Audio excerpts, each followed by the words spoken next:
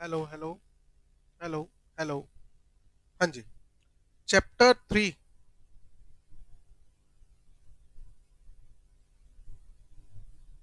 Component of internal control ये करना है ना। आ जाओ बेटा। देखो, एक बार बड़ा सिंपल सा क्वेश्चन आया हुआ है इससे कि सिर्फ कंपोनेंट के नाम लिख दो कि इंटरनल कंट्रोल सिस्टम जो है उसके कंपोनेंट क्या है। तो इसके नाम लिख दो, कंट्रोल एनवायरनमेंट। पांच चीजें हैं: control environment, control activities, monitoring, ये सब चीजें हैं। ठीक है। बट डिटेल में कभी भी आ सकता है, चांसेस थोड़े कम है। बट अब एग्जाम में जो क्वेश्चन पूछे जा रहे हैं वो उन टॉपिक से भी पूछे जा रहे हैं जो आईसीआई को पता है कि बच्चे छोड़ के आ रहे हैं। ठीक है। तो देखो, सबसे पहले कि component of internal control system, SA 315 का पूरा नाम क्या था?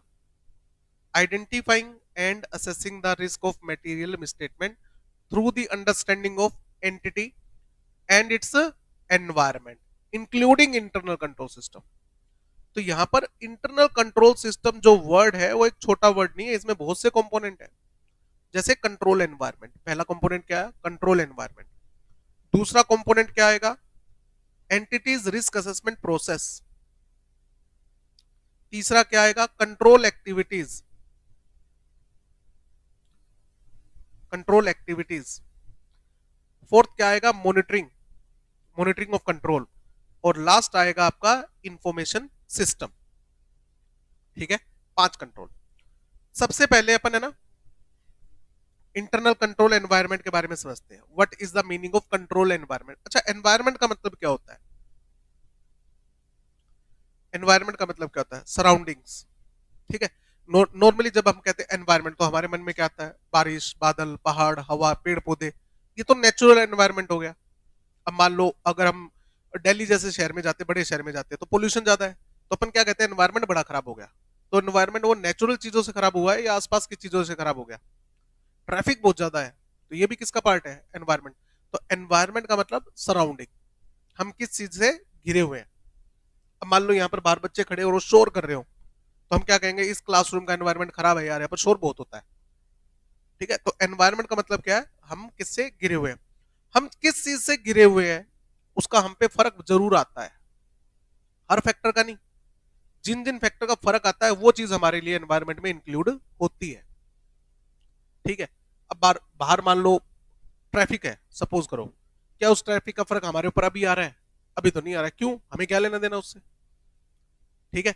अब मान लो ये रूम जो है साउंड प्रूफ हो, बाहर बच्चे शोर कर रहे हो, हमें कोई फर्क पड़ेगा नहीं। तो एनवायरनमेंट का मतलब सिर्फ वो एलिमेंट जिससे हम घिरे हुए हैं और जिससे हमारा इंटरेक्शन होता है, मतलब जिससे हम अफेक्ट होते हैं। क्लियर? अब what is the meaning of control environment? Control का मतलब policies, procedures, practice. Control environment का मतलब वो चीजें जो हमारी पॉलिसीज एंड प्रैक्टिस पर क्या डालती है? फर्क डालती है, इफेक्ट डालती है। ठीक बात है। Okay. Control environment includes governance and management function. अच्छा मुझे बताओ, अगर आपकी मैनेजमेंट बेकार है तो आपकी पॉलिसीज अच्छी होंगी बेकार होंगी? बोलो। बेकार ही होंगी। जब पॉलिसी बनाने वाले बेकार होंगे तो पॉलिसीज भी तो बेकार होंगी। तो पहला तो फर्क किस पे आता है कि मैनेजमेंट के फंक्शन क्या है, गवर्नेंस क्या है। दूसरा, उनका एटीट्यूड क्या है, अवेयरनेस क्या है, एक्शंस क्या लेते हैं वो। फॉर एग्जांपल देखो, आप बाइक कितनी स्पीड में चलाते हो बेटा? हुँ? आप, ठीक है, इतना ही तेज क्यों नहीं चलाते? उसमें मीटर तो आपने देखा होगा 120 तक का होता होगा, आई थिंक 120 140 तक का होता होगा। फिर तेज क्यों नहीं चलाते? अरे सेफ्टी सर। तो ये आपका क्या है? एटीट्यूड है, या कहिए आपकी अवेयरनेस है, या आपका एक्शन है कि सर हम रिस्क नहीं लेंगे। क्यों चलानी है तेज? कहीं पर अगर टाइम पे पहुंचना है तो 5 मिनट जल्दी निकल लेंगे, बहुत अच्छी बात है। ठीक है। कुछ लोग बाइक बहुत तेज चलाते हैं, स्कूटी बहुत तेज चलाते हैं, कार बहुत तेज चलाते हैं। वो कहता है जब तक स्पीड ही ना हो मजा ही नहीं आता। फिर इतनी महंगी बाइक ले किस लिए रखी है जब तक ये वो 80 90 की स्पीड पे ना चलाए, 100 की स्पीड पे ना चलाए। होती ना बाइक महंगी महंगी हायाबुसा टाइप में, तो कहते हैं इतनी महंगी बाइक लेके अगर उसको स्पीड पे ही नहीं भगाया तो फायदा क्या है? अब बताओ, क्या वो रिस्क नहीं ले रहा? ले रहा है। वो उसका एटीट्यूड है, उसकी अवेयरनेस है, उसका एक्शन है। अच्छा, रात को एक कोई काम है जो तुम सुबह भी कर सकते हो और रात को भी कर सकते हो, रात को 1 2 बजे भी। बाइक पे जाकर, तो बताओ तुम्हें ज्यादा सही क्या लगेगा?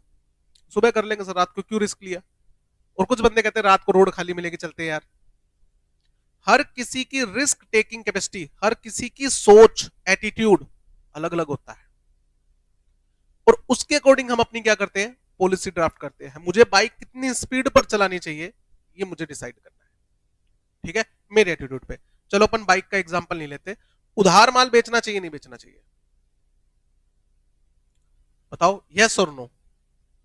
अब बताओ, कुछ बिजनेस के कई दुकानदार ऐसे होंगे जो उधार देते भी हैं कि ले जा भाई, क्या दिक्कत है, जानते हैं यार तेरे को आ जाएगा पैसा। और कई दुकानदार कहते हैं ना जी ना, बिल्कुल उधार तो हम बेचते ही नहीं जी। अच्छा, प्राइस, प्रोडक्ट का प्राइस मुझे फिक्स रखना चाहिए, बार्गेनिंग होनी चाहिए। अलग अलग दुकानदार की अलग अलग अप्रोच। अब लोकल दुकानदार के पास जाओगे तुम, तो उनका प्राइस फिक्स नहीं होता, वो बार्गेनिंग कर लेते हैं। कौन आ रहा है मेरे पास, मेरा जानकार है या नहीं है, कितना पुराना कस्टमर है, कितना माल खरीद रहा है, इस चीज का फर्क आता है ना। बट कुछ कस्टमर क्या होते हैं, दुकानदार ऐसे हैं जो शोरूम वगैरह फिक्स प्राइस भाई, कोई बार्गेनिंग नहीं है। ये चीज जैसे तुम जींस वगैरह खरीदने जाते हो, ब्रांडेड जींस खरीदने जाते हो, क्या वो बार्गेनिंग करते हैं? नहीं करते, वो उनकी पॉलिसी है। हमारी बिजनेस प्रैक्टिस हमारी मैनेजमेंट की सोच पर डिपेंड करती है। आपकी मैनेजमेंट कौन है, और आपकी मैनेजमेंट का एटीट्यूड क्या है, सोच क्या है। फॉर एग्जाम्पल, हमारी मैनेजमेंट ने कहा कि नहीं भैया, हम क्रेडिट रिस्क नहीं लेंगे। क्रेडिट रिस्क का मतलब होता है उधार माल देना, और उसमें एक रिस्क होता है कि पैसा डूब सकता है। क्रेडिट का मतलब उधार माल देना, रिस्क का मतलब भी पैसा डूब सकता है। मैनेजमेंट कहते हैं हम क्रेडिट रिस्क नहीं लेंगे, तो बताओ उनकी पॉलिसी क्या होगी, कैश सेल ओनली, उधार माल नहीं बेचना। कुछ कहते हैं कि भाई दे दो यार, जब तक उधार माल नहीं बेचोगे टर्नओवर कैसे बढ़ेगा, तो वहां पर क्रेडिट रिस्क क्या होगा, ज्यादा होगा, और इन्हीं के अकॉर्डिंग पॉलिसी बनेगी। तो आप कितना रिस्क लेना चाहते हो, आपकी मैनेजमेंट कितनी अवेयर है इन चीजों को लेके, उसका बहुत फर्क पड़ता है आपके कंट्रोल पर, आपकी पॉलिसीज पर। पॉइंट समझ में आया? कंट्रोल की बात चल रही है अभी तक। कंट्रोल का मतलब क्या होता है, पॉलिसीज एंड प्रोसीजर। तो आपके बिजनेस में जो पॉलिसीज और प्रोसीजर होते हैं वो किसके ऊपर डिपेंड करते हैं, आपकी मैनेजमेंट पे और आपकी मैनेजमेंट की सोच पे। Okay, the control environment set the tone. ये जो कंट्रोल एनवायरमेंट जो होता है ये सेट करता है द टोन ऑफ ऑर्गेनाइजेशन। और ये किसको इन्फ्लुएंस करते हैं, influencing the control consciousness. What is meaning of conscious? किसी चीज को लेके कॉन्सियस होने का मतलब क्या, अवेयर होना, कि मैं इस चीज को लेके कॉन्सियस हूं, मतलब मैं इस चीज का ध्यान रखता हूं। तो ये अफेक्ट करते हैं कंट्रोल को। ये 3 नंबर नहीं आएगा, ये 2 ही है, और इसका इसकी लाइन है कि जो कंट्रोल एनवायरनमेंट है वो आपकी ऑर्गेनाइजेशन की टोन को क्या करते हैं, सेट करते हैं। Point clear? ओके, आगे। obtaining understanding of control environment, auditors should obtain understanding of control environment। बिल्कुल ठीक बात है, ये तो 8315 में पढ़ा ही था। evaluate, auditor shall evaluate whether management has created and maintained a culture of honesty and ethical behavior। Chapter number 11 हमने पढ़ा था, मैनेजमेंट कितनी ईमानदार है, इसका हमारे बिजनेस, हमारी ऑडिट पे फर्क आता है नहीं आता है? आता है। अगर हमें स्टार्टिंग से ही पता है कि मैनेजमेंट ईमानदार नहीं है तो हम ऑडिट ही नहीं करेंगे। सर एक्सेप्ट करने के बाद पता लगा मैनेजमेंट जो ईमानदार नहीं है, एथिकल बिहेव नहीं करती, तो फिर हम ऑडिट कंटिन्यू नहीं करेंगे। तो इसका फर्क आएगा नहीं आएगा? आएगा। Strength in the control environment, ये एक फाउंडेशन का काम करती है, ये प्रोवाइड करती है फाउंडेशन। अगर आपका कंट्रोल एनवायरमेंट अच्छा है तो ये आपके बाकी कंपोनेंट, बाकी जो हम 4 कंपोनेंट पढ़ने वाले हैं उसके ऊपर बड़ा फर्क डालती है, ठीक है। For the other components of internal control system, control environment अच्छा है तो बाकी एलिमेंट क्या होंगे, बढ़िया होंगे। अगर आपका कंट्रोल एनवायरमेंट ही बेकार है तो बाकी एनवायरमेंट भी बेकार जाने वाला है। ये बात समझ में आ गई? अब इंपॉर्टेंट क्वेश्चन आता है ये, what are the elements of control environment. Control environment के एलिमेंट्स क्या है जिनको लेकर कंट्रोल एनवायरमेंट बनता है? सबसे पहले इंटेग्रिटी एंड एथिकल वैल्यूज। आपके ये इन्फ्लुएंस करता है, डायरेक्ट इन्फ्लुएंस करता है the effectiveness of design, administration and monitoring of control. हमने एक टॉपिक पढ़ा था, कोल्यूजन अमंग एम्प्लॉई, पढ़ा था ना।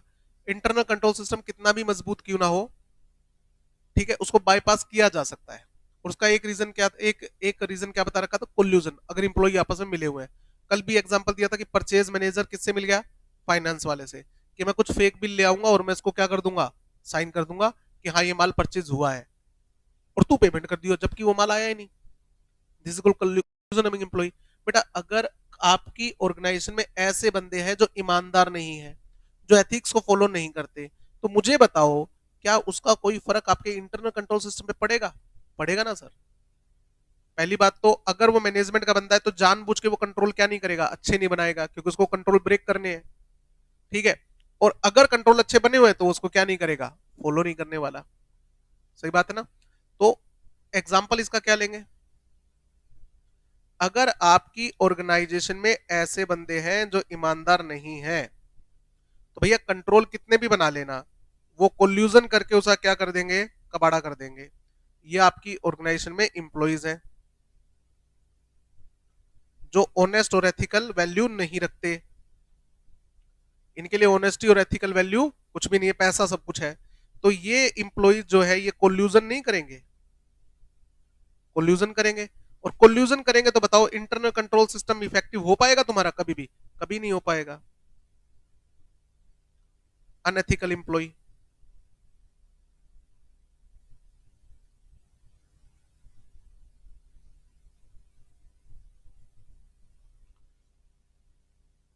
तो ये बात है ना, मैनेजमेंट एथिकल प्रैक्टिस बनाती है और ये सबको कम्युनिकेट करती है कि हमें एथिक्स को एनफोर्स करना है, मतलब फॉलो करना है। तो अगर आपके ऑर्गेनाइजेशन में एथिकल वैल्यू है तो कंट्रोल इफेक्टिव हो सकता है।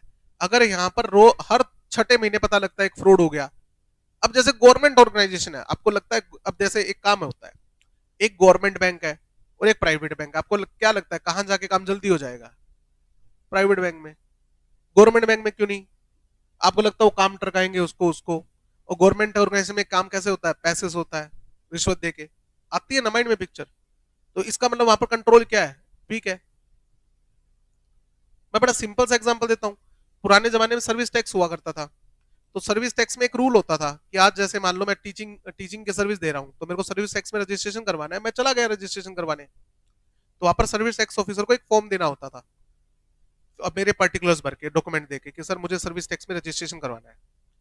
ठीक है, तो एक्ट में लिखा हुआ है जिस दिन सर्विस टैक्स की उसने आपसे एप्लीकेशन ले ली, उसके 15 दिन के अंदर अंदर सर्विस टैक्स का रजिस्ट्रेशन नंबर देना कंपलसरी हो जाता है, उसके लिए देना पड़ेगा उसको। वो क्या करते थे, अब रूल तो यही है, देखो कितना बढ़िया इंटरनल कंट्रोल सिस्टम है, पॉलिसी है गवर्नमेंट की कि भाई जिस दिन एप्लीकेशन आ गई 15 दिन में रजिस्ट्रेशन नंबर आपके हाथ में। ठीक है, अब मैं गया, मैं सर एक एप्लीकेशन देनी थी, तो ऑफिसर बैठा है, वो कहता है सर दिख रहा होगा काम कर रहा हूँ, आप बैठो 10 मिनट बैठो।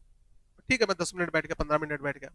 15 मिनट बाद मैं बोला, मैं सर वो एप्लीकेशन, बोला सर थोड़ा बिजी हूं मैं, आप एक काम करो आप कल आ जाओ, आज तो एप्लीकेशन ले नहीं सकता। एप्लीकेशन क्यों नहीं ले रहा बताओ?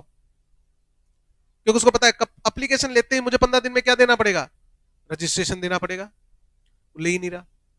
मैं अगले दिन गया, मैं सर एप्लीकेशन देनी थी, कहते एक बार आप पीएन से बात करो। मैं पीएन के पास गया, वो साहब जी को एप्लीकेशन देनी थी, साहब है भी बिजी, मैं कब फ्री होंगे, मैं फोन कर दूंगा आपको, आप अपना नंबर दे जाओ। ठीक है, जैसे ही मैं बाहर निकला मेरे पास फोन आ गया पीएन के फोन से, क्या सर 1000 रुपए लगेंगे। 1000 रुपए किस चीज के? समझा करो, आप तो समझदार आदमी लग रहे हो, एप्लीकेशन मेरे को दे जाओ, मैं शाम को अपने आप दे दूंगा, आपको चक्कर काटने की जरूरत नहीं है। मैं समझ गया 1000 रुपए क्या मांग रहे हैं, रिश्वत मांग रहे हैं।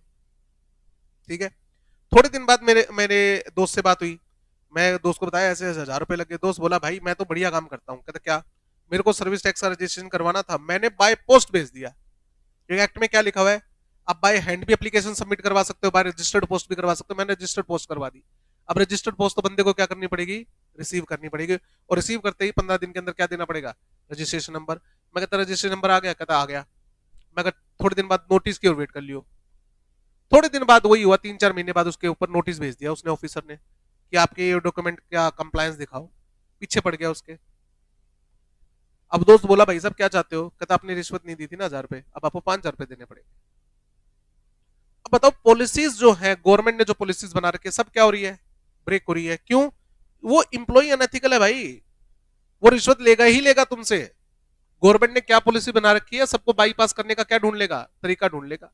सेम ऐसे ही कंपनी के अंदर कितने ईमानदार लोग हैं, देखो ये पॉइंट आया ना। Governance and management control environment में इंक्लूड होता है। तो अगर ये लोग ईमानदार नहीं है तो आप कैसे एक्सपेक्ट कर सकते हो कि इंटरनल कंट्रोल सिस्टम आपके असरदार होंगे? ठीक है, कंट्रोल एनवायरनमेंट अगर अच्छा नहीं है तो भाई बाकी एलिमेंट नहीं होने वाले। समझ आगे बात? ओके, आगे। Commitment to competence.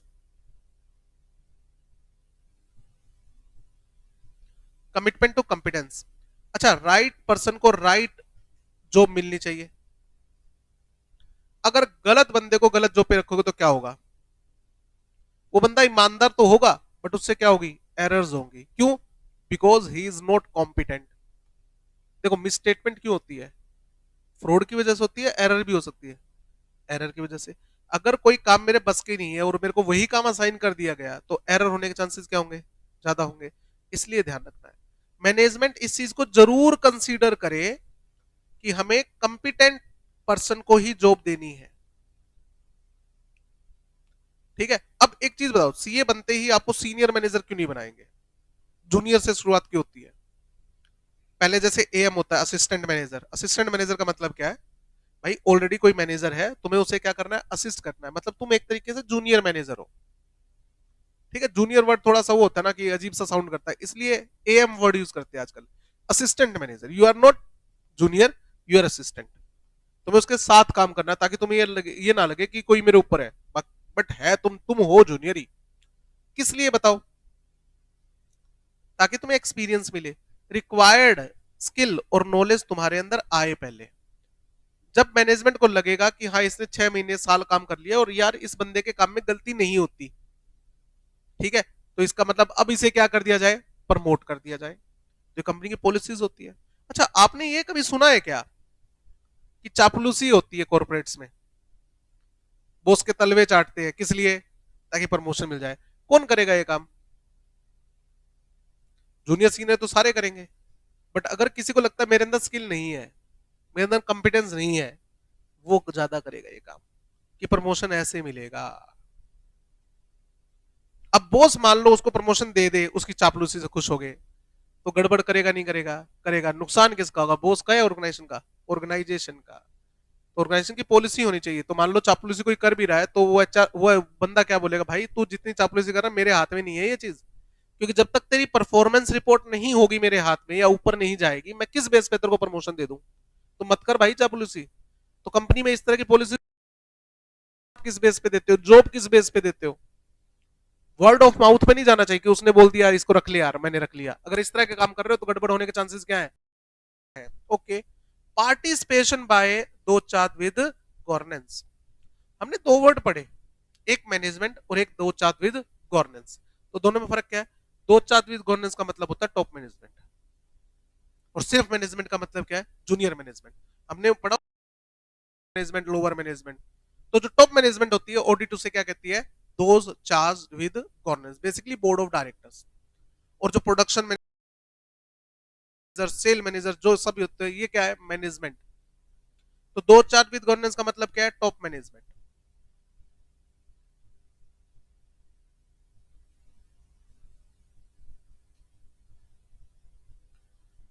क्या वो इंडिपेंडेंट है? क्या वो इंडिपेंडेंट है? इंडिपेंडेंट मैनेजमेंट हमेशा डिसीजन क्या लेगी? ज्यादा सोच समझ के लेगी, ठीक लेगी। उनका एक्सपीरियंस क्या है? स्टायर का मतलब भी एक्सपीरियंस होता है। उनका एक्सपीरियंस क्या है? ज्यादा एक्सपीरियंस मैनेजमेंट होगी तो ज्यादा अच्छा एनवायरमेंट होगा। ज्यादा इंडिपेंडेंट मैनेजमेंट होगी तो ज्यादा अच्छा एनवायरमेंट होगा। एक्सटेंट ऑफ देयर इन्वॉल्वमेंट, वो कितना इन्वॉल्व होते हैं, मतलब मीटिंग करना। मीटिंग कितनी मीटिंग करते हैं, कब मीटिंग करते हैं? और ये कहा जाए कि सर आप बोर्ड ऑफ डायरेक्टर से कब मीटिंग करते हो? क्या सर हमारी तो कभी कोई मीटिंग ही नहीं होती। तो एक बात बताओ, जब तुम फाइनेंशियल कर रहे हो और तुम्हें पता लग जाए फाइनेंशियल पॉलिसी में कोई वीकनेस है, तो तुम वो कम्युनिकेट कैसे करते हो भाई बोर्ड ऑफ डायरेक्टर को, ताकि वो पॉलिसी को चेंज कर ले? कहते कोई मीटिंग ही नहीं होती। तो ये इन्फॉर्मेशन आगे जाती नहीं है उनके पास। तो मतलब जो पॉलिसी खराब है वो तो सब चलती रहती है, जब तक मालिक लोग चेंज ना करे तब तक चलती रहती है। तो ये गलत बात है, एनवायरमेंट क्या है? बेकार है। बट अगर ऐसा है, मैं ये कह दूं, फाइनेंशियल मैनेजर कहता है सर हर क्वार्टर में हमारी बोर्ड ऑफ डायरेक्टर साथ क्या होती है, मीटिंग होती है। बोर्ड ऑफ डायरेक्टर हमसे क्या करता है, पूरे क्वार्टर के अंदर क्या क्या काम हुआ, उसमें क्या इश्यूज आए या आपकी क्या सजेशन है, वो हमसे पूछता है, वो इन्फॉर्मेशन लेता है कि कोई फाइनेंशियल इश्यू आया, पॉलिसीज में आपको कोई लैग लगा, और मैं कहता हूं सर हाँ पॉलिसीज में एक लैग है, कहता क्या सर जो अपनी उधार माल देने की पॉलिसीज है ना उसके कारण बैड डेट्स बहुत ज्यादा होते हैं। तो मैनेजमेंट कहती है अच्छा फिर क्या करना चाहिए, सर उधार माल देना बंद कर देना चाहिए, या उधार माल क्या कर देना चाहिए, लिमिटेड बंदों को देना चाहिए। तो बोर्ड ऑफ डायरेक्टर हाँ ठीक कह रहा है, बोर्ड ऑफ डायरेक्टर पॉलिसी को क्या कर देते हैं, चेंज कर देते हैं। इसका मतलब बोर्ड ऑफ डायरेक्टर क्या है, इन्वॉल्व हो रहे हैं, पार्टिसिपेट कर रहे हैं भाई। तो जिसका एग्जाम्पल क्या है, जैसे तुम टाइम टू टाइम कितनी मीटिंग करते हो, और फिर वो इसके बेस पर क्या एक्शन लेते हैं, क्या वो एक्शन लेते हैं।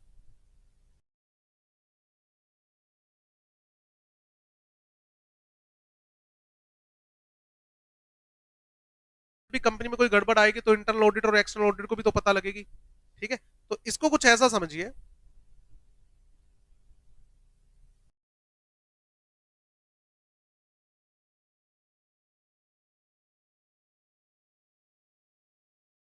मीटिंग की, ये ऑडिटर है,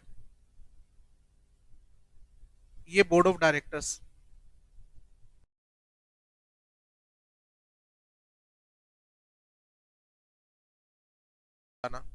ये बोर्ड ऑफ डायरेक्टर्स है। ऑडिटर कहता है सर मैंने आपके कंट्रोल्स चेक किए थे और मुझे आपके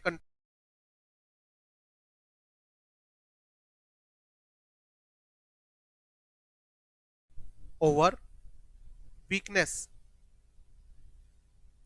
in internal control system. Board of director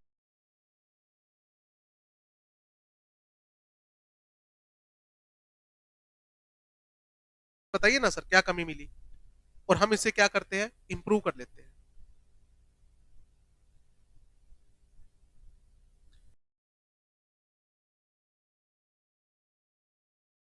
कहता है एनवायरमेंट बड़े अच्छे है भाई, बोर्ड ऑफ डायरेक्टर खुद इन्वॉल्व होते हैं, मीटिंग करते हैं, हमसे क्वेश्चन पूछते हैं, हमसे सजेशन पूछते हैं, और उसके अकॉर्डिंग वो अप्रोप्रिएट एक्शन भी लेते हैं। वाह बहुत बढ़िया,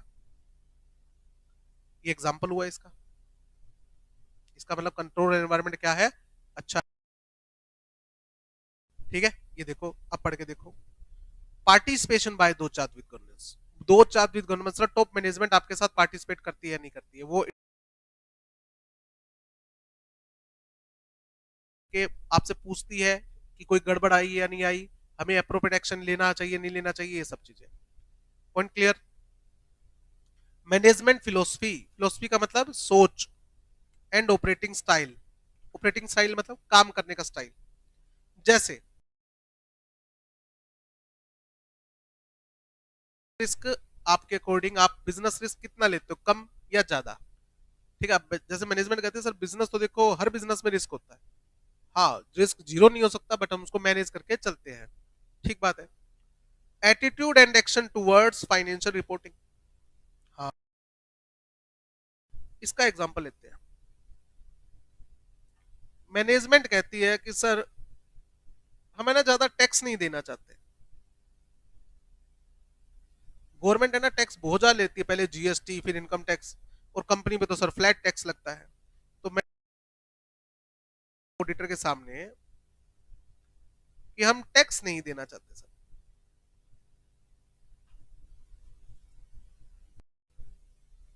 ये हमारी फिलोसफी है।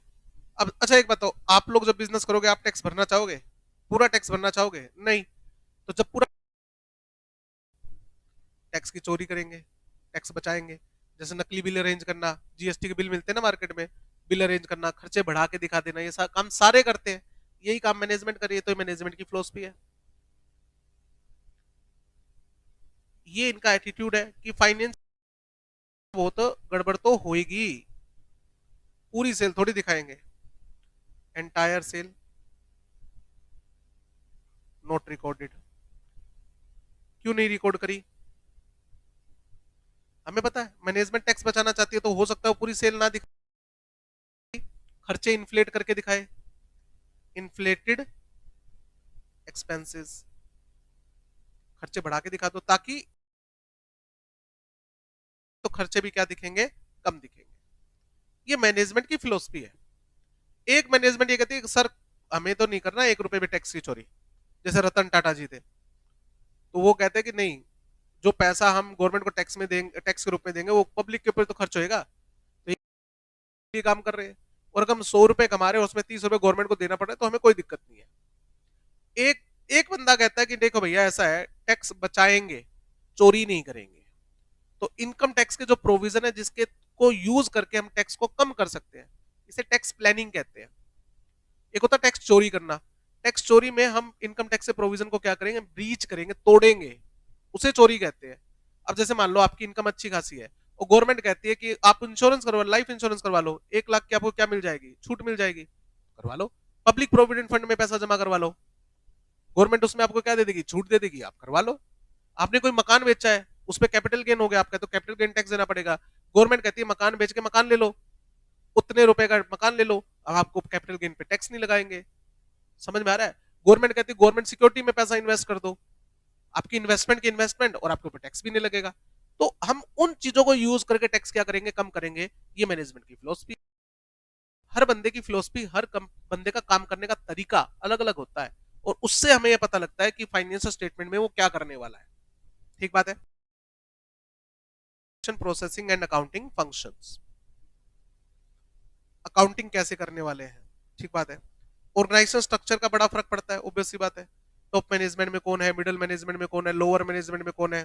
द फ्रेमवर्क, यानी कि फ्रेमवर्क का मतलब क्या होता है, system within which entities activities are for achieving its objective are planned and controlled and reviewed। Organisation की एक्टिविटीज क्या क्या है, बेसिकली स्ट्रेटजीज। फिर assignment of authority and responsibility, authority यानी कि पावर, और रिस्पॉन्सिबिलिटी कैसे असाइन की जाती है, कौन असाइन करता है। ठीक है। और एचआर, ये बहुत बड़ा रोल, रिक्रूट करने की, उनको ट्रेन करने की, इनकी परफॉर्मेंस इवेल्युएशन की, इनकी प्रमोशन की, इनकी सैलरी की, क्या क्या एक्टिविटीज होती है, इनका बड़ा फर्क पड़ता है बेटा। ठीक है। चलो, तो इनमें से नॉर्मली आपको 4 या 5 पॉइंट याद करने हैं। What are the elements of internal control system. सबसे पहला इंटेग्रिटी एंड एथिकल वैल्यू। दूसरा कॉम्पिटेंस। ठीक है, ईमानदार बंदे होने चाहिए, कॉम्पिटेंट बंदे होने चाहिए। कितना इन्वॉल्व होती है टॉप मैनेजमेंट आपके साथ, क्या top management time to time आपसे मीटिंग करके इश्यूज पूछती है, इंफॉर्मेशन लेती है, और उन इश्यूज को रिजोल्व करने की कोशिश करती है। उसके बाद मैनेजमेंट की सोच क्या है, टैक्स को लेके, फाइनेंशियल स्टेटमेंट को लेके, अकाउंटिंग पॉलिसीज को लेके। क्या वो अकाउंटिंग पॉलिसी जानबूझ के ऐसी बना रहे हैं जिससे प्रॉफिट कम दिखे ताकि टैक्स कम बने, क्योंकि हर किसी की फिलोसफी होती है। अगर मैनेजमेंट की ऐसी फिलोसफी है तो ध्यान रखना है अपने को फाइनेंशियल स्टेटमेंट में कि इन्होंने खर्चे बढ़ा के दिखाए होंगे और इनकम छुपाई होगी। ठीक बात है। ऑर्गेनाइजेशन का स्ट्रक्चर कैसे है, कैसा है, रोल एंड रिस्पॉन्सिबिलिटी कैसे डिफाइन की गई है, स्ट्रेटजीज कैसे बनाई गई है, इन सब का फर्क किस पे आता है, कंट्रोल एनवायरनमेंट पे आता है। मतलब बाकी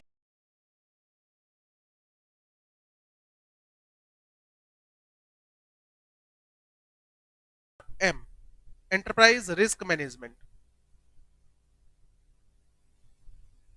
लो, सबसे पहले आपको ईआरएम समझाते हैं, एंटरप्राइज रिस्क मैनेजमेंट। क्या कोई रिस्क, सॉरी, कोई बिजनेस बिना रिस्क के हो सकता है, कभी नहीं हो सकता। ठीक बात है।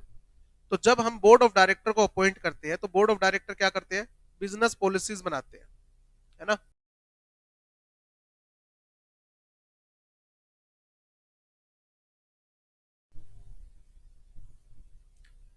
मैनेजमेंट कह लेते हैं अब,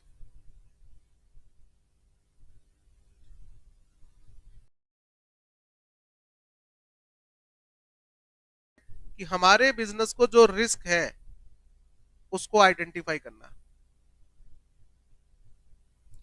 हमारे बिजनेस रिस्क को आइडेंटिफाई करो।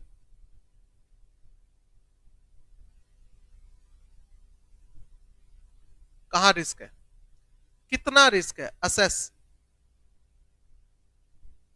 अगर आपको लगता है रिस्क कम है या माइनर है जिसको इग्नोर किया जा सकता है तो इग्नोर, नहीं तो आपको क्या करना चाहिए, मेक पॉलिसीज टू रिड्यूस या to manage such risk. This is called ERM, enterprise risk management. Business assess करना और उसके बाद पॉलिसीज बना के उस बिजनेस रिस्क को मिनिमम लेवल तक लेके आना, ये काम होता है मैनेजमेंट का। ठीक है, तो पहले पहले किसकी स्टडी करनी है? एनवायरनमेंट की, कि मैनेजमेंट में कौन है, उनकी फिलोसफी क्या है, कॉम्पिटेंट है या नहीं है, एथिकल है या नहीं है, ऑर्गेनाइजेशन स्ट्रक्चर क्या है, कौन सी पावर किसको असाइन की गई है। ये तो आ गया कंट्रोल एनवायरनमेंट में। फिर हमें देखना है कि मैनेजमेंट ERM करती है या नहीं करती है। ERM, बिजनेस रिस्क अगर ज्यादा है तो रिस्क ऑफ मटेरियल मिसस्टेटमेंट भी ज्यादा ही होगा बेटा। इसका बिजनेस रिस्क का स्टेटमेंट से भी कनेक्टेड होता है। बिजनेस रिस्क का मतलब है मेरा बिजनेस नुकसान में जा सकता है, मेरा बिजनेस फेल हो सकता है। तो बिजनेस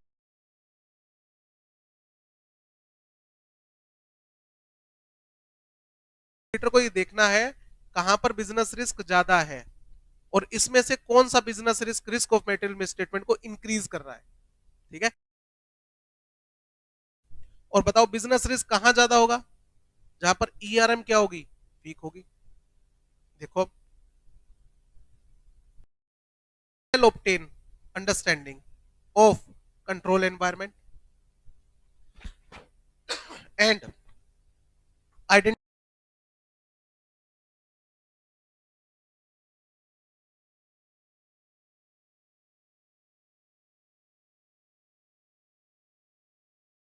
बिजनेस रिस्क को आइडेंटिफाई किया हुआ है, उसके इंपैक्ट को आइडेंटिफाई किया हुआ है, कितने परसेंट चांसेस है कि रिस्क मेटरलाइज हो सकता है उसको आइडेंटिफाई किया, और उसके अकॉर्डिंग बेनिफिट क्या होंगे इसके बताओ। क्योंकि बिजनेस रिस्क का एक पोर्शन किससे रिलेटेड होता है? Risk of material miss. Example देता हूं।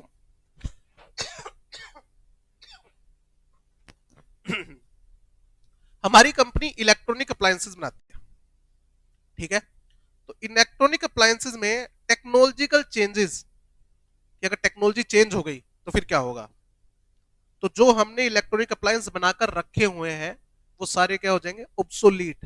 ऑब्सोलीट बोले तो आउटडेटेड। क्या वो बिकेंगे? बहुत मुश्किल है। और बेचने भी पड़े तो क्या करने पड़ेंगे? डिस्काउंट पे बेचने पड़ेंगे। आज आईफोन 13 जो है वो कितने रेट पे मिल रहा होगा? 25 30 30 हजार में मिल जाएगा। जब आया था तब कितने का था? 70 70 हजार के करीब होगा। सिंपल आईफोन 13 की अगर मैं बात करूं तो 70 1 हजार का था। आज 30 हजार में भी क्यों नहीं बिक रहा? सर आईफोन 13 के बाद 14 15 16 17 आ गया। अब 4 साल में टेक्नोलॉजिकल एडवांसमेंट क्या हो गई है? ज्यादा हो गई। टेक्नोलॉजिकल डेवलपमेंट ज्यादा हो गई, जिसकी वजह से प्रोडक्ट क्या हो गया है? थोड़ा आउटडेटेड हो गया।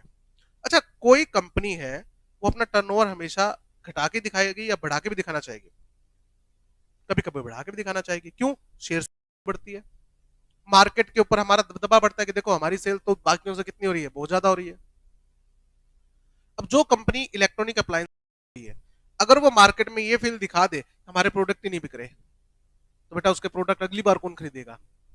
कोई नहीं खरीदेगा। गुडविल, गुडविल क्या हो गई? डाउन हो गई। यार इसके तो प्रोडक्ट ही नहीं बिक रहे, इसका मतलब इनके प्रोडक्ट में क्या है? कमी है। तो वहां पर हमेशा एक रिस्क क्या रहता है? बिजनेस रिस्क क्या है? अगर मैं बिजनेस रिस्क का एग्जांपल लेके चलूं, टेक्नोलॉजिकल ये एग्जांपल, कंपनी इंगेज्ड इन electronic appliances, electronic appliances, mobile ले लेते हैं एग्जांपल। कंपनी जो है इलेक्ट्रॉनिक अप्लायंसेस में इंगेज्ड है, मतलब वो इसका बिजनेस करती है। तो बताओ business technological development. Sir technology तो बहुत जल्दी जल्दी चेंज हो रही है। बिल्कुल चेंज हो रही है। स्टॉक, स्टॉक क्या हो सकता है? ऑब्सोलीट हो सकता है। ये रिस्क है, बिकेगा ही नहीं। अगर टेक्नोलॉजी चेंज हो गई तो माल बिकना मुश्किल। Sir estimating the significance of risk, inventory कितनी है सर? करोड़ों में है। तो सर सिग्निफिकेंस ऑफ रिस्क क्या है? हाई है। कितने परसेंट चांसेस है कि टेक्नोलॉजिकल एडवांसमेंट हो गई और माल नहीं बिका? तो सर हर साल 2 3 मोबाइल नए आ जाते हैं। सैमसंग कंपनी भी मोबाइल नया निकालती है और एप्पल भी नया निकालती है, और उनमें हर बार कुछ ना कुछ नया ही होता है, तो बाकी कंपनी में प्रेशर होता है, तो ये इम्पैक्ट डालेगा इन्वेंट्री की वैल्यूएशन पे, और ये रिस्क मेटलाइज होने के चांसेस क्या है, ज्यादा है। ठीक है, तो आपने उसको कैसे कंट्रोल कर रखा है? इस रिस्क को मैनेज करने के लिए आप क्या करते हो? सर हमारा रेगुलर रिसर्च एंड डेवलपमेंट होता रहता है, ताकि हमारे प्रोडक्ट भी क्या हो, लेटेस्ट हो। और हम स्टॉक क्या रखते हैं, थोड़ा कम ही रखते हैं, चाहिए हमारी पॉलिसी। गुड। अब एक बात बताओ, ऑडिटर को क्या लगता है किस चीज का रिस्क है? Obsolete stock can be shown as regular stock, ये ऑडिटर कहता है, ये रिस्क ऑफ मेटेरियल मिसस्टेटमेंट है। ऐसी कंपनी में इस बात का पूरा रिस्क होता है, वो आइटम भी इन्होंने इन्वेंट्री में इंक्लूड कर रखी हो जो बिक ही नहीं रही हो, वो एसेट नहीं है भाई, वो स्क्रैप वैल्यू पे दिखानी पड़ेगी, बट इन्होंने कहां दिखा रखी है, इन्वेंट्री पे। आज एप्पल कंपनी आईफोन 10 उनके सील पैक बॉक्सेस और वो इन्वेंट्री में वैल्यूएशन में दिखा रही हो। वैल्यूएशन नॉर्मली किस पे करते हैं, कॉस्ट और एनआरवी विच एवरेज ऑल ओवर। ठीक है, एनआरवी तो उसकी कुछ है ही नहीं, उसको कंपनी किस पे दिखा रही है, कॉस्ट पे दिखा रही है, ताकि प्रॉफिट क्या दिखाए, ज्यादा दिखाए। तो ऑडिटर क्या करता है, ऑडिटर जब फिजिकल वेरिफिकेशन करने जाता है ना स्टॉक का, तो कहते हैं कि मुझे स्टॉक की क्या चाहिए, एज वाइज रिपोर्ट चाहिए। एज वाइज मतलब किस माल को बने हुए कितना टाइम हो गया है। ठीक है, बैच वाइज उसके स्टॉक स्टेटमेंट में आता है, तो उसमें जैसे ही आएगा कि ये प्रोडक्ट 2 साल से पड़ा है, 2 साल हो गया उसको बना हुआ और 2 साल से पड़ा है, तो इसका मतलब क्या है, बिक नहीं रहा। बिक नहीं रहा तो आपने उसको इन्वेंट्री में क्यों दिखा रखा है, मतलब एसेट में क्यों दिखा रखा है? इसका मतलब आपकी टेंशन क्या है, स्टॉक को ज्यादा दिखाने की। जो मैं सोच रहा था ना, बिल्कुल सही निकला। तो बताओ रिपोर्ट क्वालिफाई होगी नहीं होगी, होएगी। इसलिए ईआरएम जरूरी है। ईआरएम का एक लिंक किससे आएगा, रिस्क ऑफ मेटेरियल स्टेटमेंट पे भी आएगा। पॉइंट समझ में आया?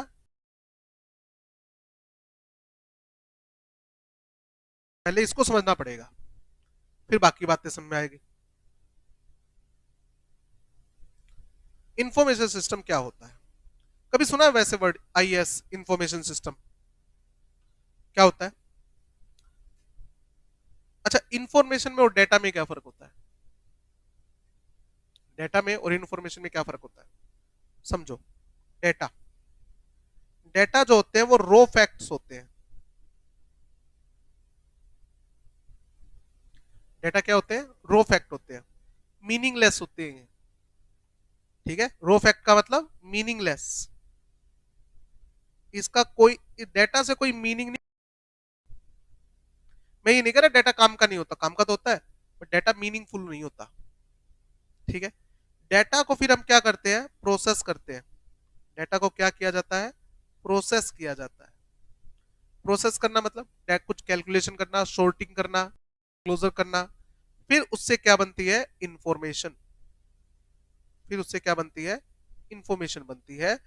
इंफॉर्मेशन जो होती है वो होती है मीनिंगफुल, मीनिंगफुल इंफॉर्मेशन, ये होती है काम की। मेरी क्लास में कितने बच्चे बैठे हैं, उन सबका डाटा मेरे पास होगा। मैं पूछता हूं कितने बच्चे ऐसे हैं जिनकी फीस नहीं आई, तो मेरे लिए इंफॉर्मेशन क्या है, सारे बच्चे का डाटा ना। इनमें से कितने बच्चे ऐसे हैं जिनकी फीस नहीं आई, मेरे लिए काम की इंफॉर्मेशन वो है, ताकि मैं उनसे फीस कॉल कर सकूं। तो मैं अगर ये मैं पूछूं कि इसमें से कितने बच्चे ऐसे हैं जिनकी फीस नहीं आई, तो हाथों हाथ पता लग जाए, थोड़ा सा टाइम लगेगा, टाइम लगेगा प्रोसेसिंग करने में, कि सर सबका डाटा देख लेते हैं, फिर देखते हैं कितनी फीस ड्यू थी, कितनी आ चुकी, और किस किस की कितनी पेंडिंग है। सर थोड़ा सा टाइम दे दो, कैलकुलेशन करके हम आपको आधे घंटे में या 1 घंटे में बता देंगे। तो लास्ट में मेरे पास आते हैं कि सर लगभग ये 12 बच्चे हैं, इनकी फीस नहीं आई। मेरे लिए इन्फॉर्मेशन ये है। और ये इन्फॉर्मेशन कैसे प्रोसेस होके आई, डेटा से प्रोसेस होके। तो डेटा का क्या होता है, इनपुट होता है। डेटा क्या क्या होता है, इनपुट होता है। फिर क्या होती है उसकी प्रोसेसिंग, और फिर आउटपुट किसका होता है, इंफॉर्मेशन का। इन इनपुट प्रोसेस है सिस्टम।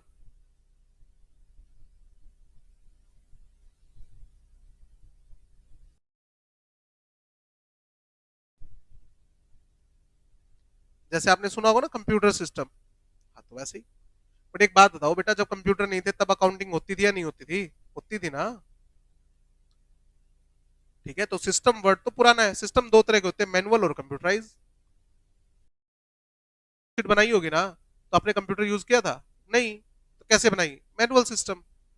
हमने ट्रांजेक्शन्स का इनपुट लिया, फिर उसको प्रोसेस किया, जनरल एंट्री करना, फिर उसको लेजर में ट्रांसफर करना, फिर टोटल मारना, फिर ट्रायल बैलेंस में लेके जाना, फिर उसे बैलेंस शीट और पी एंड एल में कन्वर्ट कर दिया। तो balance sheet and P and L is information. Transaction जो है सेल की, परचेज की, एक्सपेंस की, इनकम की, वो सब क्या है? डेटा। और ये एंट्री करना, फिर लेजर में ट्रांसफर करना, फिर बैलेंसिंग निकालना, ये सब क्या है? Processing. This is called information system. Data को प्रोसेस करके इंपॉर्टेंट इंफॉर्मेशन लेने के लिए जो भी आप इनपुट, प्रोसेसिंग, आउटपुट के स्टेप परफॉर्म करते हैं, इनके कॉम्बिनेशन को क्या बोलते हैं? Information system. पॉइंट सब में आ गया? Including the related business process. आपके बिजनेस में कौन कौन सी प्रोसेसेस होती है? Relevant to financial reporting and communication. मैं बड़ा सिंपल सा एग्जांपल दे रहा हूं। एग्जांपल, आप कौन सा अकाउंटिंग सॉफ्टवेयर यूज करते हो?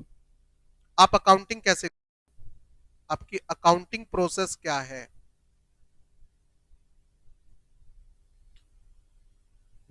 ठीक है, ओके। तो auditor shall obtain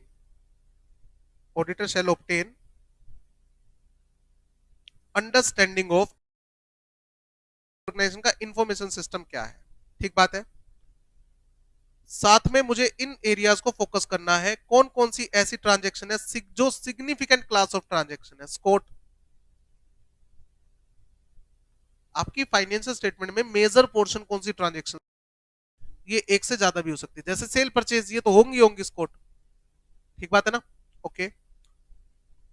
procedure by which those transaction are initiated. Initiated मतलब इनपुट करना, रिकॉर्ड करना, प्रोसेस करना, करेक्ट करना एज नेसेसरी, उसको जनरल लेजर में ट्रांसफर करना, फिर उसको फाइनेंशियल स्टेटमेंट में लेके आना। ये सारा क्या बता दिया? Accounting system. अकाउंटिंग सिस्टम में हम ट्रांजेक्शन को क्या करते हैं? इनिशिएट करते हैं, कैप्चर करते हैं, प्रोसेस करते हैं, और फिर उसको ट्रायल बैलेंस वगैरह में ले जाके लास्ट में क्या बनाते हैं? Balance sheet. ये आपका क्या हो गया? अकाउंटिंग।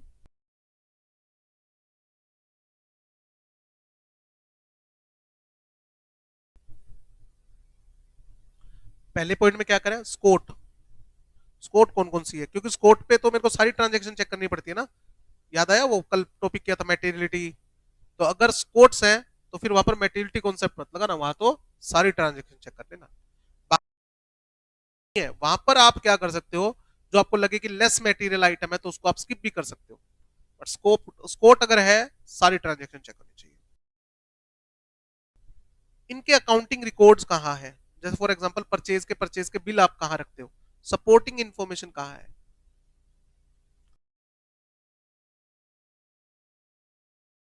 कंपनी ने एक है ना गोडाउन किराए पे ले लिया, तो जिस बंदे की वो बिल्डिंग थी वो कहता है भाई तुम एक काम करो, हर महीने मुझे 5 लाख रुपए किराया दे दिया करो। कंपनी ने कहा 5 साल के लिए किराए पे ले रहे, तो हाँ हाँ कोई दिक्कत नहीं, 5 साल के लिए। कंपनी कहती है सर रेंट एग्रीमेंट करवा लो। वो बोलता बोलता है क्या सर, क्या जरूरत है रेंट एग्रीमेंट की? 5 लाख रुपए हर महीने किराया दे देना, रेंट एग्रीमेंट की क्या जरूरत है? कंपनी कहती है सर जरूरत है। कल को ऑडिटर आके हमसे क्वेश्चन पूछेगा कि आपने पूरे साल का 60 लाख रुपए रेंट क्या कर रखा है, डेबिट कर रखा है, इसका प्रूफ दो। ये जो आपने इंफॉर्मेशन दिखा रखी है कि 60 लाख का रेंट पे किया, इसका सपोर्ट क्या है? बेस। मैं कैसे मान लूं कि रेंट 60 लाख है? ये 50 भी तो, ये 80 भी तो हो सकता है, और आप दिखा कितने रहे हो? 60। इसका रिकॉर्ड चाहिए मुझे। ऑडिटर मांगेगा सर, तो हम ऑडिटर को सेटिस्फाई कैसे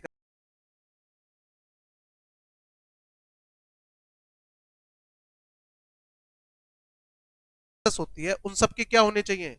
सपोर्टिंग होनी चाहिए। बिना सपोर्टिंग एंट्री कैसे कर दूं मैं? ऑडिटर आके मुझे क्वेश्चन पूछेगा 60 लाख कैसे है, तो मैं कैसे जवाब दूंगा? ये होना चाहिए जी। ये यूज होती है, किस लिए यूज होती है सपोर्टिंग? Use to initiate. जब तक मेरे पास रेंट एग्रीमेंट नहीं होगा, मैं कैसे इन ट्रांजेक्शन को इनिशिएट कर दूंगा? ठीक है, एग्जांपल, रेंट एग्रीमेंट।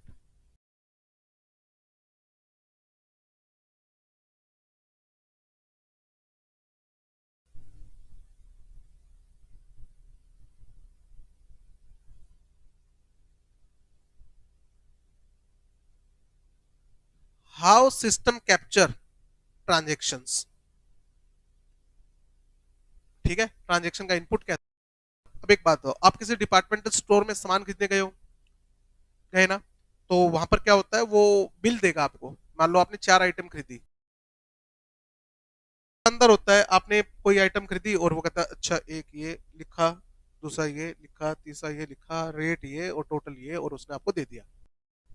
मन करता है ना कि एक बार चेक तो कर लूं, रेट ठीक लगाया नहीं लगाया, आइटम ठीक लिखी है नहीं लिखी, करता है ना, क्यों, मैनुअल काम हुआ है, उसने जो कैप्चरिंग करी है ना मैनुअली करी है। बड़े डिपार्टमेंट स्टोर में जाएंगे तो जो आइटम खरीदेंगे उस पर बार कोड होता है, वो क्या करता है, मशीन के सामने उस बार कोड को सर्च सर्च किया और 5 सेकंड में बिल बाहर। आप वो चेक करोगे, क्यों नहीं चेक कर रहे, मशीन ने कराया सर वो, तो आइटम उसने सही रिकॉर्ड की होगी, रेट भी ठीक लगा होगा, टोटल भी क्या आया होगा, सही आया होगा। कहां पर एरर होने के चांसेस क्या है, कम है, मशीन वाले में। एरर होने के चांसेस कम कैसे हैं, मैं आपको बताता हूँ। ये डिपार्टमेंटल स्टोर वाले कई बार डिस्काउंट निकालते हैं, तो आप एक रैक पे गए और आपने देखा, अरे यार ये मैगी का बड़ा वाला पैकेट जो 60 रुपए का आता है, आई थिंक 60 का ही आता है, कितने का आता है बड़े वाला पैकेट, 100 का हो गया क्या, कितने का, 60 का आता है क्या, हाँ, उस पे लिखा हुआ है 50 रुपए, रैक पे लिखा हुआ है 50 रुपए, तो आपका क्या मन करेगा, ले लेता हूँ, तो आपने 4 पैकेट ले लिए। अब उसको जाके काउंटर भी दिया, काउंटर वाले ने आपको स्कैन करके दे दिया, आप जैसे ही जाने, उसने पेमेंट मांगी आपसे, कहता 240 रुपए, आपका तो 240, 50 रुपए गए, 4 पैकेट कितने गए, 200 गए।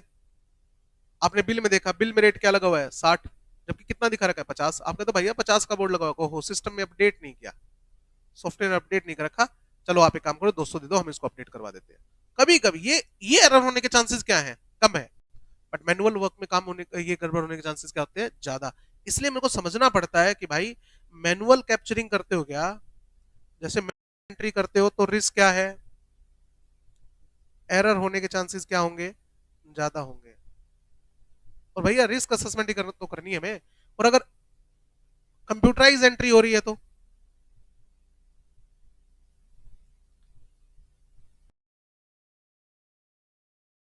होने के चांसेस क्या होंगे, कम होंगे।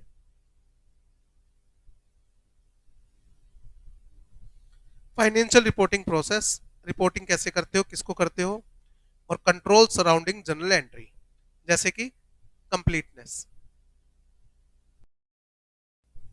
क्या सारी ट्रांजैक्शन रिकॉर्ड हो गई है, एटसेट्रा, ये सब चेक करो। फिर मैनेजमेंट क्या करती है, मैनेजमेंट बनाती है इंटरनल कंट्रोल सिस्टम। फिर मैनेजमेंट क्या बनाती है, internal control system. Internal control system को ही क्या बोलते हैं, कंट्रोल एक्टिविटी। ये सारी चीजें कंसीडर करने के बाद ही मैनेजमेंट क्या करती है, इंटरनल कंट्रोल सिस्टम बनाती है। तो हमें इसकी भी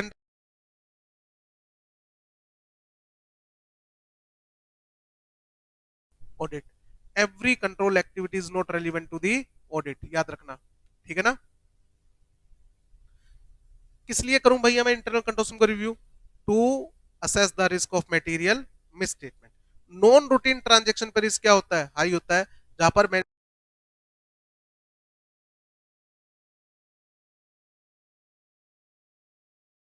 क्लास ऑफ रिस्क या significant risk,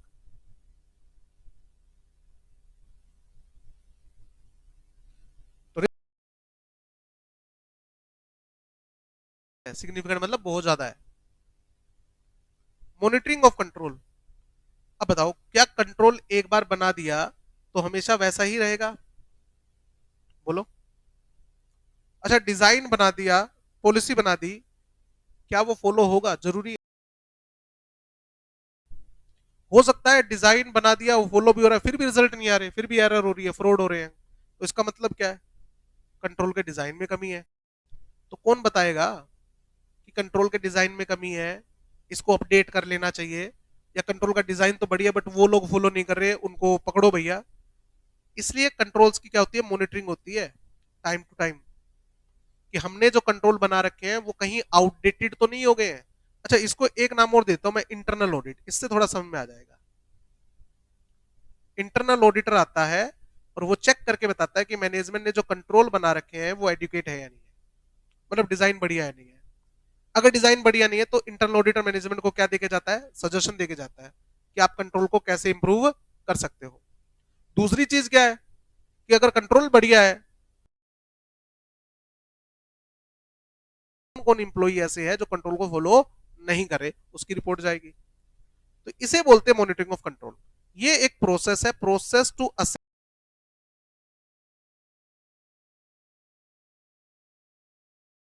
control performance over time, regular basis पे। ओवर टाइम का मतलब क्या है? रेगुलर बेसिस पे होती है जी। जैसे हर साल इंटरनल ऑडिट करवा लो, सेक्शन 138 एप्लीकेबल होता है तो फिर तो मैंडेटरी है। ठीक है, ओके। इसमें हमें क्या, ये टाइमली बेसिस पे होनी चाहिए, यही तो ओवर टाइम मतलब टाइमली बेसिस पे होनी चाहिए। एंड टेकिंग रेमेडियल एक्शन, जहां लगे डिजाइन वीक है वहां पर डिजाइन को इंप्रूव करना चाहिए। जहां लगे डिजाइन स्ट्रॉन्ग है बट ऑपरेशन में नहीं है, तो जो बंदे इसमें इन्वॉल्व है उनको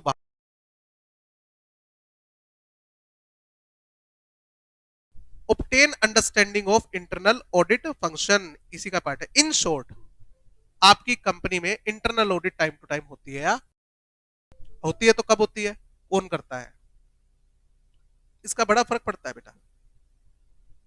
if entity has internal audit function, if, क्योंकि हर कंपनी में इंटरनल ऑडिट हो ऐसा कंपलसरी नहीं है, अगर है तो क्या होगा, इसको दोहरे पड़ गए इसके।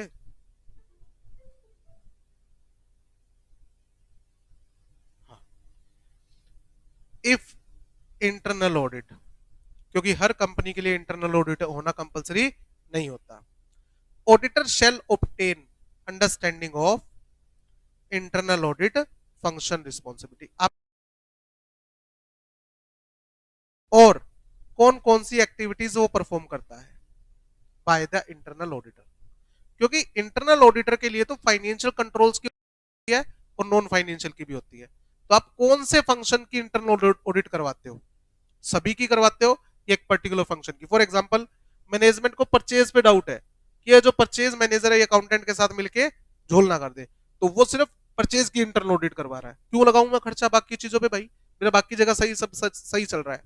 देखो कंपलसरी है तो फिर पूरी ही करवानी पड़ेगी, अगर कंपलसरी नहीं है तो फिर तो मैं सिलेक्टेड बेसिस पे करवा सकता हूँ। तो ऑडिटर आके ये पूछेगा आपसे कि आप इंटरनल ऑडिट करवाते हो क्या सर, और कौन से एरिया की करवाते हो। कहते सर आपको क्या करना है, कहते इसके बारे में मैं आपको चैप्टर नंबर 4 में समझाऊंगा, एसए 610 आएगा, using work of internal auditor, using the work of inter,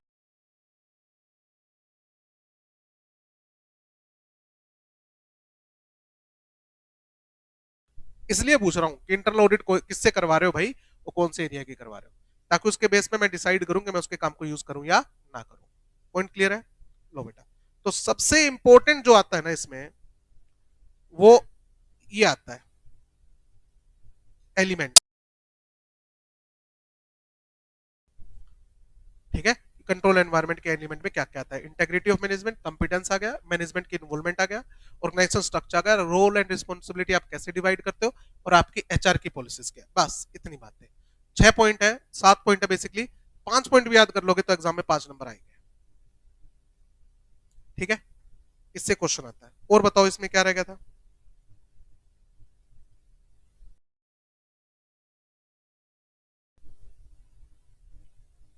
unit 5 को छोड़ के बाकी यूनिट में कुछ बाकी है तो बताओ, कुछ ही बाकी नहीं है। यूनिट 5 में एक दो टॉपिक आपके बाकी है, वो अभी थोड़ी देर तक बाकी रहेंगे, बाद में करेंगे उसको।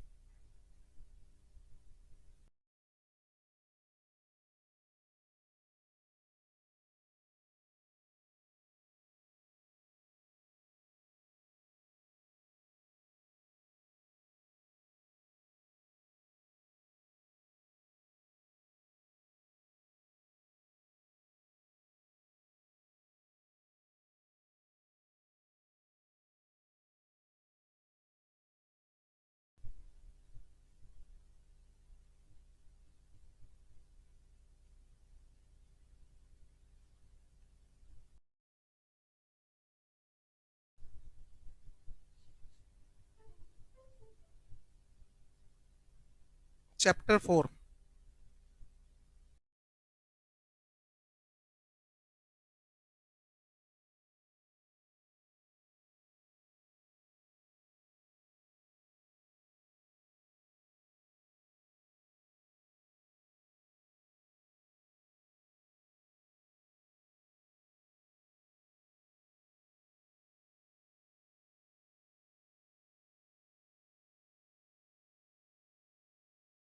में ही कवर होंगे।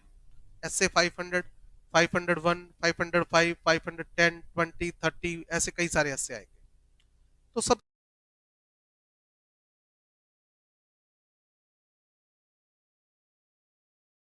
के जाएगा। एसए का नाम ही ऑडिट एविडेंस है।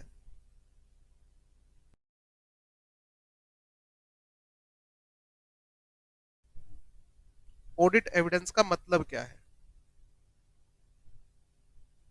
Means information. ऑडिट एविडेंस का मतलब ये वो इंफॉर्मेशन है on which auditor opinion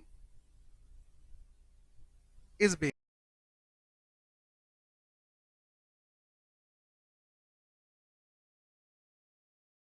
auditor opinion देता है, मतलब जब तक मेरे पास sufficient and appropriate audit evidence नहीं होंगे मैं ओपिनियन फॉर्म नहीं कर सकता। That is auditor obtains sufficient and appropriate audit evidences to form an opinion over financial statement। Auditor जो है वो sufficient and appropriate audit evidences लेता है ताकि वो फाइनेंशियल स्टेटमेंट पर ओपिनियन फॉर्म कर सके। दो तीन बातें। सबसे पहली बात, ये ऑडिट एविडेंस में लूंगा कैसे? ऑडिट एविडेंस कैसे मिलते बेटा? Audit evidences are obtained,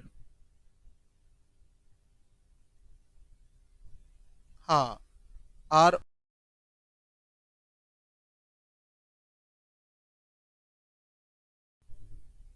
bye performing audit procedures. Different audit perform करके ऑडिट एविडेंस मिलते हैं। पहली बात तो ये समझ में आ गई। अब आगे आएगा कि ऑडिट। दूसरा वर्ड आया सफिशिएंट। सफिशिएंट वर्ड डिनोट करता है क्वांटिटी को। सफिशिएंट वर्ड किसको डिनोट करता है? क्वांटिटी को। एंड एप्रोप्रिएट वर्ड किसको डिनोट करता है? क्वालिटी को।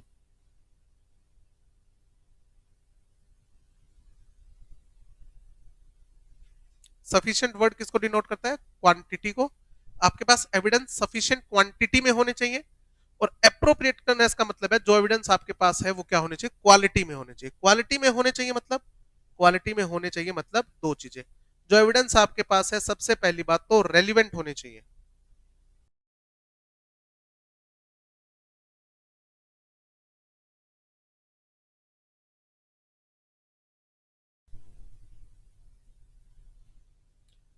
दूसरा, ये एविडेंस क्या होने चाहिए? रिलायबल होने चाहिए। Reliable audit evidences. ये पूरा ऐसे इसी पे है।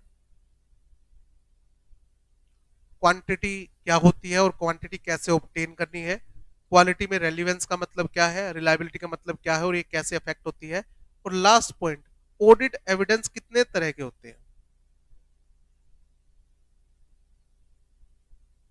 ऑडिट एविडेंस कितने तरह के होते हैं? टाइप्स।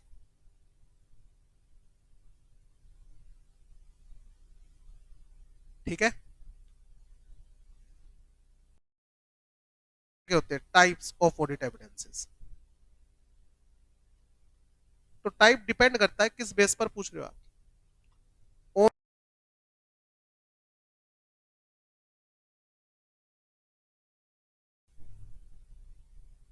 अगर आप नेचर के बेस पे पूछ रहे हो तो ऑडिट एविडेंस बेटा तीन तरह के होते हैं: visual, oral and written. Visual evidences मैंने क्या देखा, ओरल एविडेंसेस मुझे क्या जवाब मिला, और रिटर्न एविडेंसेस मेरे पास क्या ज्यादातर एविडेंसेस जो होते हैं ऑडिटर को ऑडिट के दौरान कौन से मिलते हैं? विजुअल और oral. Most of the evidence ये होते हैं।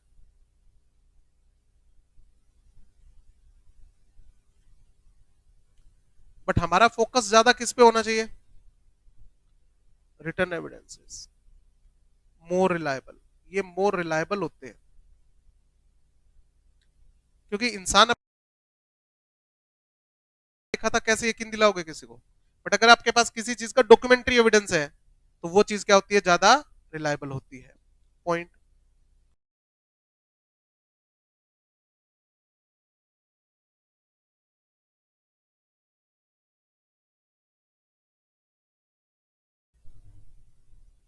तो बेटा on the basis of sources audit evidence दो तरह के होते हैं। एक internal evidences, external evidences. Internal evidence का मतलब क्या है? वो एविडेंस जो कंपनी के अंदर बने हैं। ये वो एविडेंस है जो कहां तैयार हुए हैं? कंपनी के अंदर तैयार हुए हैं। ठीक है। जैसे कि सेल इनवॉइसेस। बताओ सेल के बिल कहां कहां बनते हैं? कंपनी के अंदर बनते हैं। सेल अकाउंट कहां बना होगा? कंपनी के अंदर। एक्सटर्नल एविडेंसेस क्या होंगे? जो कंपनी के अंदर नहीं बनते, बाहर से बन के आते हैं। जैसे परचेज इनवॉइसेस। अब परचेज का बिल कंपनी ने काटा है या बाहर से?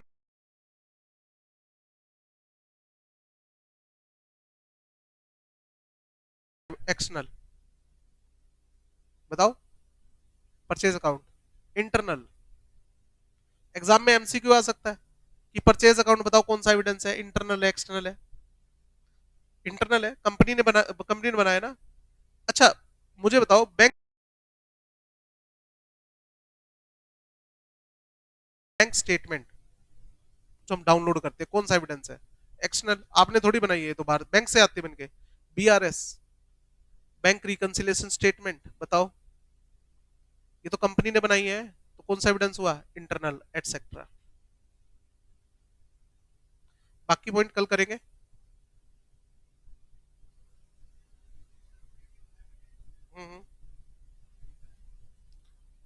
वीडियो, वीडियो अगर एविडेंस है तो मैं उसको रिटर्न में मानूंगा। विजुअल का मतलब है जो मैंने देखा था, देखा था। जिस चीज को मैं प्रोड्यूस कर सकता हूँ, रिप्रोड्यूस कर सकता हूँ, वो रिटर्न में आ जाएगा। रिटर्न।